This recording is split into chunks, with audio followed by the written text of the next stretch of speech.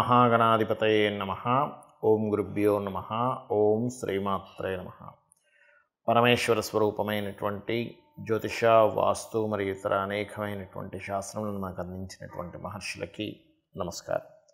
హయగ్రీవ హయగ్రీవ హయగ్రీవేతి యో వదేత్ తస్య నిస్సరతే వాణి జహ్నుకన్యా ప్రవాహవత్. అరుణాం కరుణాతరంగితాక్షీం ధృతపాశాంకుశపుష్పబాణచాపాం అనిమాదిభిరావృతాం మయూకైః అహమిత్యేవ విభావయే భవానీం. శ్రీమాత్రే నమః. ప్రేక్షకులందరికీ కూడా లలితాంబిక అమ్మవారి యొక్క అనుగ్రహం పరిపూర్ణంగా కలగాలని మనస్ఫూర్తిగా కోరుకుంటూ మనం ఈరోజు చెప్పుకోబోయేటువంటి టాపిక్ ఏంటంటే, చూడండి, చాలామందికి ఒక్కొక్క జాతకాన్ని బట్టి, పర్సనల్ చార్ట్ని బట్టి వారు ఏ దేవత ఆరాధన చేస్తే బాగుంటుంది, అందులోని ఆ దేవతకి ఆ దేవతా సంబంధించిన మంత్ర జపం చేస్తే బాగుంటుందా, లేకపోతే ఆ దేవతా సంబంధించిన లేదా ఆ గ్రహ సంబంధించిన దానం ఇస్తే బాగుంటుందా, తర్పణము చేస్తే బాగుంటుందా. తర్పణము అంటే నీటితో కానీ పాలతో కానీ చేస్తూ ఉంటారు. అదేవిధంగా హోమము చేస్తే బాగుంటుందా అనేటువంటిది ఉంటుంది. అది ఎందుకు తీసుకుంటారు అంటే, వీళ్ళ యొక్క పూర్వజన్మ కర్మ ఒక్కొక్క జాతకానికి స్పెసిఫిక్గా ఒక్కొక్క మార్గం ద్వారా అది నల్లిఫై అవ్వడం జరుగుతూ ఉంటుంది. ఆ రకంగా అది పర్సనల్ చార్ట్ చూడాలి. మరి పర్సనల్ చార్ట్ అనేటువంటిది చూసుకోవాలంటే ఎవరికి వాళ్ళకి తెలిసి ఉండాలి, లేదా ఏదైనా ఆస్ట్రాలజర్ని కన్సల్ట్ చేసి ఉంటే వాళ్ళ లగ్నం నుంచి లగ్నాధిపతి ఎలా ఉన్నాడు, పంచమాధిపతి అంటే ఉపాసనా స్థానాధిపతి ఎలా ఉన్నాడు, లేదా భాగ్యాధిపతి ఎలా ఉన్నాడు, వీళ్ళకి ఏ పర్పస్ మీద అయితే వీళ్ళు పూజ చేస్తున్నారో, లేకపోతే హోమం చేస్తున్నా, తర్పణం చేస్తున్నా, ఆ పర్పస్ని ఫుల్ఫిల్ చేసేటువంటి గ్రహ దశ నడుస్తుందా లేదా, ఒకవేళ నడవనట్లయితే ఆ గ్రహ దశ అనుకూలించేలాగా ఏ దేవతకు చేసుకోవాలనేటువంటిది ఉంటుంది. అయితే ఇవాళ మనం చెప్పుకోబోయే టాపిక్ ఏంటంటే, సహజంగా మీరు పలానా లగ్నంలో పుట్టారు, ఉదాహరణకి మేష లగ్నంలో పుట్టితే ఎవరికి తర్పణం కానీ హోమం కానీ ఇవి చేయాలి, లేదా వృషభ లగ్నంలో పుడితే ఏంటి అనేటువంటిది నేను మీకు ఒక్కొక్క లగ్నరీత్యా నేను చెప్తాను. వీలున్నంత మట్టుకు తీర్థాలకు వెళ్ళి అక్కడ తీర్థ స్నానాలు చేయడం ఇంకా చక్కటి ఫలితాలు ఇస్తుంది. ఒకటి, తర్పణాలు అక్కడ వదలడం ఇంకా మంచి ఫలితాలు ఇస్తుంది, ముఖ్యంగా మీనం వారికి. ఎందుకు అంటే, మీనం అంటేనే, మీన లగ్నంలో మీరు గమనించిన వాళ్ళు చూడండి, మీన లగ్నంలో జన్మించిన వారు, మీన రాశిలో జన్మించిన వారికి అన్వేషణ ఉంటుంది. అసలు నేను ఎందుకు జన్మించాను, నా లైఫ్ ఏంటి, నా యొక్క లైఫ్ డెస్టినీ ఏంటి అనే ఆలోచనలు ఎక్కువగా ఉంటాయి వారికి. ఎందుకంటే ఇది ఆఖరి జన్మ కాబట్టి వారికి. అందులో మీనంలో జన్మించిన వారు కొంతమంది విదేశాలకు వెళ్ళిపోయి అక్కడ కూడా స్పిరిచువల్గా ఉంటూ అలా కూడా వాళ్ళ లైఫ్ అనేటువంటిది గడుపుతూ ఉంటారు. అయితే ఈ మీనము వారికి ప్రత్యేకంగా గుర్తుపెట్టుకోండి, ఇక్కడ ఈ మీన లగ్నము లేదా ఈ మీన రాశి వారు తర్పణము ఎవరికి చేస్తే మంచిది, స్కందునికి మరియు అమ్మవారికి అభిషేకం చేయించుకోవడం. అమ్మవారి మూర్తి ఉంటుంది, చక్కగా ఇంట్లో ఒక చిన్న మూర్తి ఉంది అమ్మవారికి సంబంధించింది, తీసుకోండి, ఇంత దొరుకుతాయి. తీసుకొని చక్కగా శ్రీమాత్రే నమః, లేకపోతే ఓం రాజరాజేశ్వరియే నమః చేసుకోవచ్చు. లేదా స్కందుడిది ఉంది చిన్నది, దాని మీద చక్కగా పసుపు గంధము కలిపిన నీటితో ఉద్దరిని తీసుకొని ఉద్దరినితో చక్కగా ఓం స్కందాయ నమః అనేటువంటి తర్పణం కనుక మీరు చేయగలిగితే ఉన్న ప్రస్తుత పరిస్థితి ఖచ్చితంగా మీకు రిలీఫ్ అనేటువంటిది వస్తుంది. అంటే అప్పుల వల్ల ఇబ్బందులు ఉన్నాయి, మనకి టైం అడుగుతుంటే వాడు ఇవ్వట్లేదు, తెలియకుండానే మీకు ఆ టైం ఇవ్వడం అవతల వాళ్ళు. ఈ సమయంలో, ఈ టైం ఇచ్చిన సమయంలో కొంచెం సర్దుకొని వాళ్ళకి వేరే రకంగా ఇన్కమ్ సోర్స్ పెంచుకొని వాళ్ళకి దానం ఇవ్వగలగడం, ఇట్లాంటివన్నీ జరుగుతుంటాయి. మరి మీరు దానం ఏమి ఇవ్వాలి చూసుకున్నట్లయితే, మీరు నువ్వులు అంటారు, తెల్ల నువ్వులు, నీలం రంగు వస్త్రము, వీటిని దానంగా ఇవ్వండి. ఇచ్చినట్లయితే ఏమవుతుంది అంటే, మీకు ఏదైతే ఒక్కోసారి చూడండి, మనం ఏదో ఇన్వెస్ట్మెంట్ చేస్తూ ఉంటాం కానీ లాభం రాదు. అరే ఏమిటి లాభం రావట్లేదు, ఎంత ఇన్వెస్ట్మెంట్ చేస్తున్నా ఎప్పుడు ఇన్వెస్ట్మెంటే అవుతుంది కానీ లాభం రావడం కుదరట్లేదే అంటూ ఉంటాం. అలా ఇన్వెస్ట్మెంట్స్ అనేటువంటివి ఏవైతే ఉన్నాయో, మీ ఇన్వెస్ట్మెంట్స్ లాభం రూపంలోకి మారుతుంది మీరు నువ్వులు కనుక దానంగా ఇస్తున్నట్లయితే. ఏ రోజు ఇవ్వాలి, శనివారము నాడు నువ్వుల్ని నీలం రంగు వస్త్రములో పెట్టైనా వస్త్రంతో పాటైనా సరే కేజీ బావు నువ్వులు శనివారాలు ఇస్తుంటారు. ఎన్ని వారాలు ఇవ్వాలి, ఒక 7 వారాలు ఇవ్వండి. దాని తర్వాత మీ ఇష్టం, మీకు ఇంకా బాగా అనిపిస్తుంది పెట్టుకున్న ఇన్వెస్ట్మెంట్స్ నేను దానం ఇవ్వడం వల్ల బాగుందని. కాకపోతే పొరపాటును కూడా నువ్వుల్ని గోవులకు తినిపించకండి. తెలియక చాలామంది ఏం చేస్తారంటే బ్రాహ్మణుడు తీసుకోవట్లేదు కదండి గోవులకు పెట్టేస్తామంటారు. గోవుకి పాపం చూడండి, మీకు తెలిసే ఉంటుంది, మనుష్యులకు కూడా గర్భంతో ఉన్న స్త్రీ కనుక తీసుకుంటే గర్భం విచ్ఛిన్నం అవుతుంది. మరి గోవుకు పెట్టేశారనుకోండి, గోవు గర్భం విచ్ఛిన్నమైంది అనుకోండి, అది మహాదోషం. కాబట్టి గోవులకు పెట్టకండి నువ్వులు. మరి ఏం చేయాలి? నువ్వులు బదులుగా ఏం పెట్టచ్చు?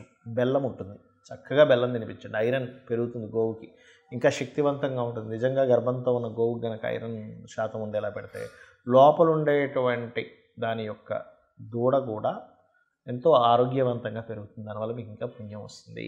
మరి కొంతమందికి జన్మజాతకం ఉండదు, వాళ్ళ డేట్ ఆఫ్ బర్త్లు తెలియదు, వాళ్ళ లగ్నం తెలియదు, వాళ్ళ రాశి కూడా తెలియదు. అప్పుడు ఏం చేయాలి? జనరల్గా చేసుకునేవి కొన్ని ఉంటాయి. జన్మజాతకం తెలిసి వాళ్ళు తీసుకునే దీన్ని బట్టి ఉంటుంది. ఇది రెండు రకాలుగా ఉంటుంది. ఒకటి మీకున్న సమస్యని బట్టి, రెండవది మీకు సమస్య కాకుండా జనరల్గా చేసుకునేటువంటి పద్ధతి. నేను రెండు విషయాలు చెప్తాను. ఒకటి, నిత్యము సూర్య నమస్కారాలు చేసుకోవడం. నిత్యము సూర్య నమస్కారం చేసుకుంటూ సూర్యుడికి అర్ఘ్యం వదలడం. ఇక్కడ మూడు విషయాలు ఎట్ ఏ సేమ్ టైం, ఇక్కడ మూడు విషయాలు ఒకటేసారి జరుగుతాయి. ఎలాగా అంటే, ఒకటి, సూర్యుడిని స్తోత్రిస్తున్నాము ఆదిత్య హృదయంతో, సూర్యభగవాన్ని నమస్కరిస్తున్నాము. సూర్యుడు అగ్నిస్వరూపం, అంటే సూర్యుడిని నమస్కరిస్తున్నామంటేనే ఒక హోమం చేస్తున్నట్టుగా, యజ్ఞం చేస్తున్నట్టుగా, సూర్యుడికి నీళ్ళు వదులుతున్నామంటే తర్పణం జరుగుతున్నట్టుగా. దీంతోపాటు మీరు ఆదివారం నాడు కానీ, సప్తమి వచ్చినప్పుడు కానీ, సూర్యుడి యొక్క నక్షత్రాలు అంటే కృత్తిక, ఉత్తర, ఉత్తరాషాఢ ఈ నక్షత్రాల్లో కానీ మీరు గోధుమలు దానంగా ఇచ్చినట్లయితే, మీ జన్మజాతకం తెలియదు కాబట్టి 4 విషయాలు చేస్తున్నారు. దానం ఇస్తున్నారు, సూర్య నమస్కారం చేసుకుంటున్నారు, అర్ఘ్యం వదులుతున్నారు, స్తోత్ర పారాయణం చేస్తున్నారు ఆదిత్య హృదయం. దీనివల్ల ఏమవుతుంది అంటే, మీకు ఏదైతే పూర్వజన్మల్లో చేసినటువంటి కర్మ ఒకవేళ నెగటివ్గా వస్తున్నట్లయితే, ఆ నెగటివ్గా వస్తున్నటువంటి కర్మ అది అక్కడికట్లా ఏదైతే ఆ ప్రభావం చూపిస్తూ మీకు ఇబ్బంది కలుగుతుందో ఆ ప్రభావం అనేటువంటి తగ్గుతుంది. ఇక రెండవది, లలితా సహస్రనామాలు మరియు పితృదేవత సంబంధించిన ఆరాధన. అంటే ఎలాగండి? మీకు డేట్ ఆఫ్ బర్త్ టైం ఏమీ తెలియదు. అప్పుడు ఏం చేయాలంటే, దేవీ భాగవతంలో అమ్మవారే స్వయంగా చెప్పినటువంటి తిథులు కొన్ని ఉన్నాయి. దాని తర్వాత ఇంకో 2 తిథులు కొంతమంది పెద్దవాళ్ళు చేర్చారనుకోండి. అవి ఏమిటి అంటే, ఒకటి చతుర్దశి, అష్టమి, నవమి. ఈ 3 తిథుల్లో నా యొక్క అనుగ్రహం అంటే అమ్మవారి యొక్క అనుగ్రహం చాలా దగ్గరగా ఉంటుందట. ఆ సమయంలో ఎవరైతే దేవీ భాగవత పారాయణం కానీ, చండీ సప్తశతి కానీ, ముఖ్యంగా లలితా సహస్రనామాలు కానీ ఎవరైతే పఠనం చేస్తారో, అంటే బాగా తీవ్రమైనటువంటి కష్టంలో ఉన్నారు, లేకపోతే బాగా తీవ్రంగా ఆగిపోయింది ఏదైనా ఒక విషయం, రోజుకి 27 సార్లు కనుక ఈ తిథుల్లో కనుక చేయగలిగితే మీకున్నటువంటి పూర్వజన్మ పాపకర్మ దగ్ధం అవుతుంది. దాని ద్వారా మీరు ఇప్పుడు అనుకున్న సంకల్పం నెరవేరుతుంది. మరియు మొత్తం 5 తిథులు అన్నారు కదండి, 3 చెప్పారు కదా అంటే, తర్వాత చేరినటువంటివి అమావాస్య, పౌర్ణమి కూడా. అమావాస్య, పౌర్ణమి చేస్తే కూడా ఈ యొక్క అమ్మవారి అనుగ్రహం చాలా త్వరగా చాలా ఎక్కువగా వస్తుంది. ఇక పితృదేవత సంబంధించింది కూడా చేయాలని చెప్పాను. అదేమిటి అంటే, ముఖ్యంగా అమావాస్యల సమయంలో కానీ, మీ యొక్క పితృదేవతలకు సంబంధించిన తిథుల్లో కానీ మీరు, అంటే వాళ్ళు గతించినటువంటి తిథుల్లో కానీ మీరు స్వయం పాకము అంటారు. అంటే 1 కిలోనో 2 కిలోలో 5 కిలోలో మీకు తోచినంత మీ స్తోమతను బట్టి బియ్యము, 2 రకాల కూరగాయలు, 2 రకాల పప్పులు, ఉప్పు, చింతపండు, మిరపకాయలు, ఈ రకంగా వండుకునేటువంటి సామాగ్రి ఏదైతే ఉంటుందో, ఒక వ్యక్తి చక్కగా ఇంట్లో వంట వండుకోవడానికి గల సామాగ్రిని మీరు మీకు దగ్గరలో ఆలయంలో ఉన్నటువంటి పురోహితులకి పితృదేవతల కోసం అన్నట్టుగా ఇచ్చినట్లయితే, ఇది కూడా మీ జన్మజాతకంలో ఏదైతే రుణరోగ శత్రు సంబంధించినటువంటి భావం బాగా యాక్టివేషన్ అయ్యి మీరు ఇబ్బంది పడుతున్నటువంటి అంశము చేత్తో తీసేసినట్టుగా ఆ యొక్క ప్రాబ్లం అనేటువంటి తగ్గుతుంది. అయితే ఇది చాలామంది ఎన్నిసార్లు చేయాలండి అని అడుగుతూ ఉంటారు. ఒకటే గుర్తుపెట్టుకోండి, నిరంతరము చేయండి. ఎప్పుడైతే మీరు దేవతా కార్యాలు కానీ, హోమాలు కానీ, యజ్ఞాలు కానీ, తర్పణాలు కానీ లేనట్లయితే దానము కానీ మీరు ఎంత చేస్తూ ఉంటారో గుర్తుపెట్టుకోండి. మనం ఎన్ని ఖర్చు పెట్టినా ఒక జీవుడు అంటే ఒక మనిషి జన్మ ఎత్తినప్పటి నుంచి తన తుది శ్వాస అంటే ఆఖరి శ్వాస వరకు కూడా ఎన్నో లక్షలు కోట్లు సంపాదిస్తాడు, ఖర్చు పెట్టేస్తాడు. కానీ ఏది కూడా మన వెంట రాదు. కేవలం భగవత్ సంబంధించినటువంటిది, పరోపకారంగా ఉపయోగించిన ధనం సంబంధించిన పుణ్యము మాత్రమే మన వెంట వస్తుంది, గుర్తుపెట్టుకోండి. కాబట్టి లేదా గోసేవ, గోవులకు వెళ్ళి సేవ చేస్తే కూడా అది పుణ్యంగా వస్తుంది.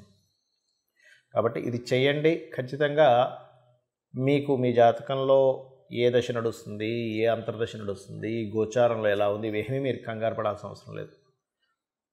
మీకు తెలియకుండానే సకల దేవతల యొక్క అనుగ్రహము, ఆ లలితాంబిక అమ్మవారి యొక్క అనుగ్రహం మీకు కలుగుతుంది. శ్రీమాత్రే నమః.